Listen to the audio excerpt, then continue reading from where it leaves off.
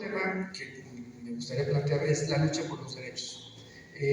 Muchos temas que tienen que ver desde los derechos de corte individual, de hombres, mujeres, del colectivo lésbico gay, desde derechos de naturaleza social. Él empezó con la idea de la prepa sí, es decir, preparatorias que pagaran a los estudiantes, pero bajo el seguimiento de que deberían dar los estudiantes unas buenas calificaciones. La idea de la ecobici, al final del día, derechos del medio ambiente transpersonales o difusos, es un tema que se le debe a Marcelo Ebrard. Y creo que este es un punto central del planteamiento de Marcelo Ebrard. La base del país tiene que ser, evidentemente, la igualdad, cómo disminuimos las desigualdades sociales y, por otro lado, la democracia. Ya Raúl hizo referencia a los temas de seguridad. Y en los temas de seguridad, perdónenme, el alcoholímetro se lo debemos a Marcelo Ebrard. Y bueno, seguramente los que hayan pasado por el Torito no estarán muy conformes, pero disminuyó en 27% el tema de muertes en accidentes automovilísticos. Eso es una política pública exitosa. Por supuesto, las videograbaciones, el inicio de lo que hoy llamamos C5 y C5IS, se da en el gobierno de Marcelo Ebrard, el seguimiento por video de las conductas delictivas. Por supuesto, se van multiplicando las cámaras y cada vez las cámaras son más sofisticadas, pero el inicio tuvo que ver con esa etapa del gobierno entre 2006 y 2012 en la ciudad de México. Y para los que sean ambientalistas, la primera brigada animal que se produce como ejercicio policíaco para proteger o evitar el maltrato animal es precisamente en la época de Marcelo Ebrard. Ahora, decía hace un momento, Maribel, por eso tomar nota, porque cuando estabas hablando me puse a tomar nota. El gabinete paritario es el primer gabinete paritario es de Marcelo Ebrard. También el tema de los protocolos de actuación, ya lo referiste, protocolos de actuación en caso de acoso sexual o hostigamiento sexual, también son los primeros. Y el tema del apoyo, y creo que por eso aquí lo hubiera puesto, ya no sé qué quise poner, pero quién sabe qué quise poner, pero era la idea tuya, de cualquier forma te iba a citar. Ahora, y bueno, dejo la parte del pasado. Creo que es un libro que vale mucho la pena analizarlo porque tiene que ver con la historia del presente, es decir, la historia de nuestro pasado reciente y cómo entender lo que somos en 2023, dado los acontecimientos que tuvimos en las últimas décadas. Ahora, en el presente, ¿qué encuentro yo muy valioso en el libro, en la obra? Y bueno, yo creo que el tema del servicio exterior feminista. México es uno de los 5 países a nivel global que tiene servicio exterior feminista. Es decir, ¿y quién lo hizo en México? Marcelo Ebrard. No lo hizo ni Rosario Grill, ni lo hizo Patricia Espinosa, ni lo hizo Claudia Resmacié. Lo hizo precisamente un hombre, no lo hizo una mujer. Eso es lo que quiero plantear. El servicio es una visión particular de él y que tiene solamente presencia, o digamos solamente un esquema igual de enfoque paritario, acceso, promoción en 5 países del mundo, incluyendo 2 de ellos escandinavos. Ahora, otro tema fundamental para mí es 2019. Nuevamente, un año que vivimos peligro. Donald Trump plantea la idea del tercer país seguro y por otro lado plantea la idea de que nos iban a poner un arancel entre el 5 y el 20% a todos los productos mexicanos. ¿Qué hubiera significado eso? La quiebra, evidentemente, de muchas empresas y muchos mecanismos de producción y sostenimiento de la sociedad civil a nivel en México. Se tuvo que llevar una negociación con un hombre particularmente complicado como es Donald Trump, pero creo que salió bien librado y a partir de ahí la relación entre el gobierno de México y la relación con el gobierno de Estados Unidos con Donald Trump fue absolutamente positiva. El reconocimiento, y 2 personas tan diferentes como Donald Trump y como Andrés Manuel López Obrador se reconocían muy públicamente y creo que eso ayudó a transitar de manera muy importante a partir de entonces. Bueno, tenemos también el tema del TEMEC, la renegociación del Tratado de Libre Comercio y la firma del Tratado de Libre Comercio en una de las nuevas condiciones a partir de 2020 y la pandemia. La pandemia es un proceso en el cual la Cancillería consigue, somos el primer país en América Latina que genera un contrato para la adquisición de vacunas, y a diferencia de lo que quería el Fondo Monetario Internacional y el Banco Mundial, que estaban presionando mucho a los países para que se endeudaran, México decidió no hacerlo. Y hoy en día esa es una gran ventaja, porque en vez de estar pagando la deuda, los intereses de la deuda, al Banco Monetario, al Fondo Monetario, al Banco Mundial, como varios países de América Latina, Perú, etcétera, nosotros no tuvimos ese error estratégico, y creo que tuvo que ver también con esto. Y bueno, lo plantearía en términos, para terminar la parte del presente, en el fentanil. Hoy el entendimiento bicentenario, tuve la fortuna de participar en esas mesas de negociación respecto a los temas de inteligencia financiera, y la verdad es que fue un proceso importante, porque Estados Unidos siempre nos había vendido la idea que los malos éramos nosotros, y que nosotros éramos los narcotraficantes que llevábamos la droga a Estados Unidos para envenenar a su población. ¿Qué planteamos? ¿Qué planteó Marcelo? Cambiar el enfoque, y en vez de hablar de que era un tema solamente unidireccional, dijo: este problema es un problema de unidireccional.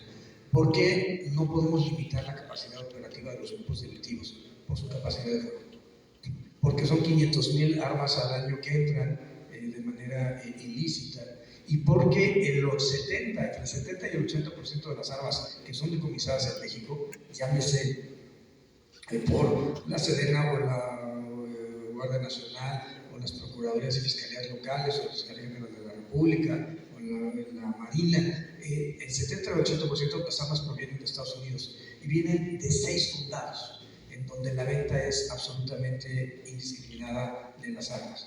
Ellos tienen en Estados Unidos una gran discusión entre la Asociación del Rifle, que promueve y apoya campañas electorales, y por otro lado otros grupos de personas que están en contra de la venta de armas, y que sobre todo están pensando en las masacres que ha habido en distintas escuelas, sobre todo secundarias en Estados Unidos. Pero bueno, fentanilo. 130,000 norteamericanos murieron el año pasado por sobredosis de fentanilo. 2 gramos de fentanilo son capaces de matar a una persona de una edad, de un peso, de una estatura promedio.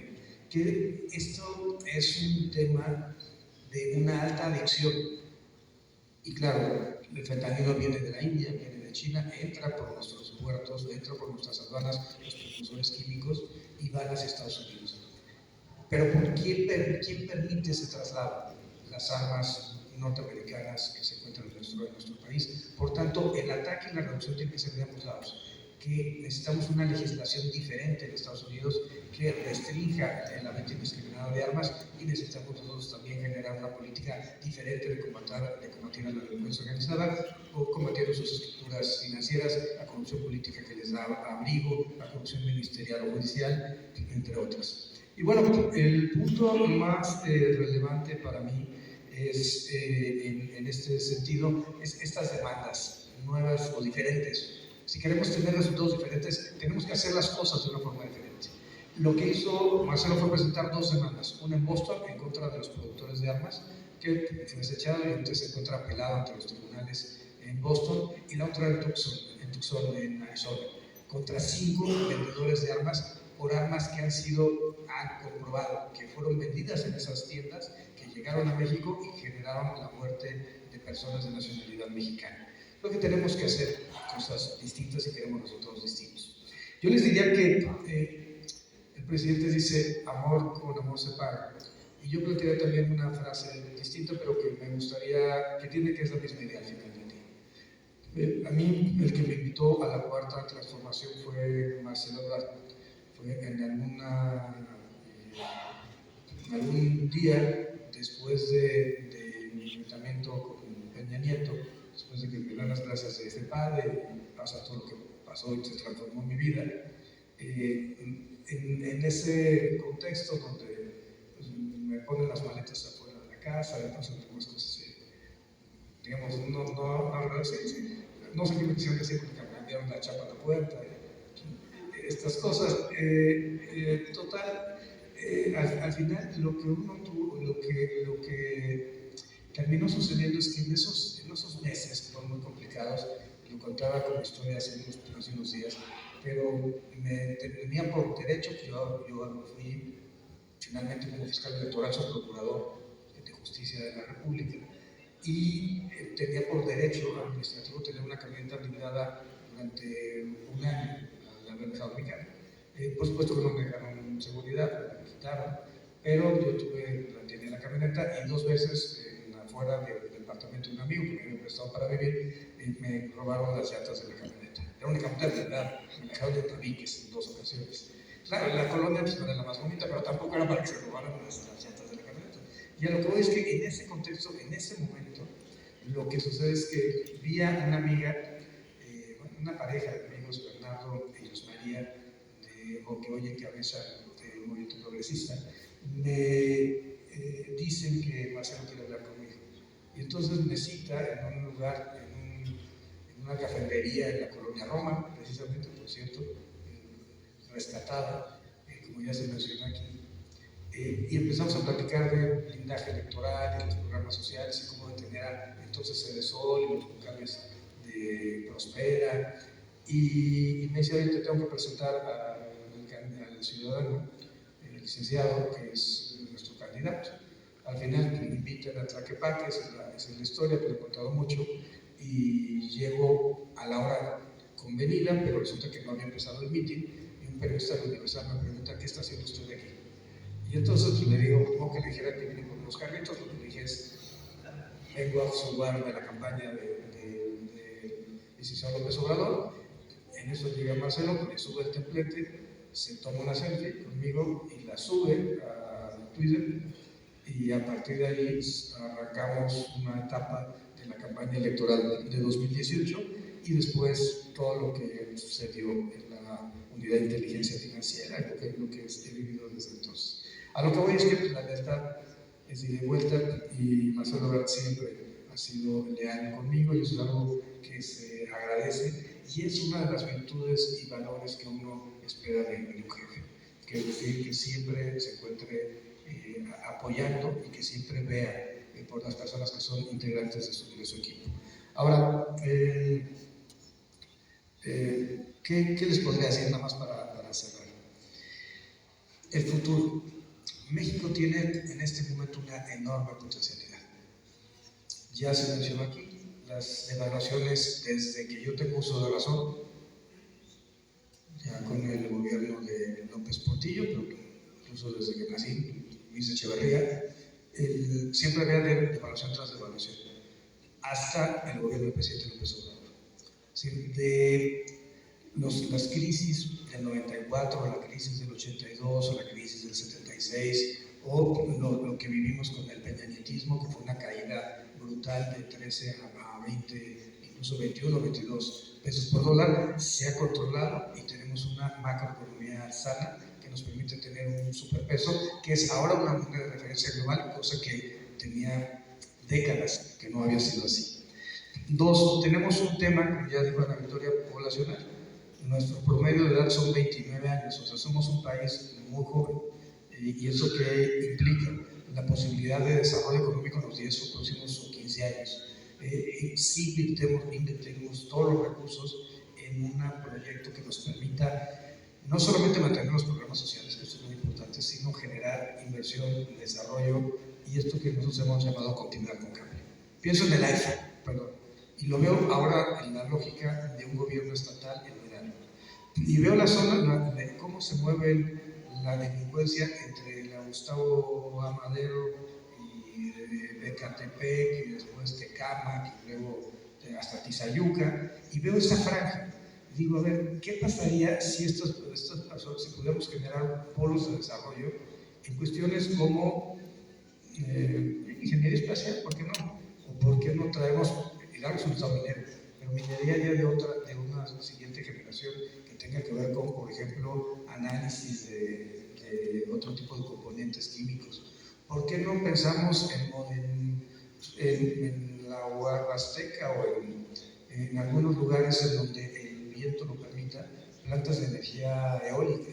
Entonces, tenemos además el litio y tenemos una empresa. Presentación del libro de Marcelo Ebrard. Una capacidad insospechada. ¿Por qué no traer electromovilidad a la zona de Tizayuca? Estamos escuchando al doctor Santiago Nieto,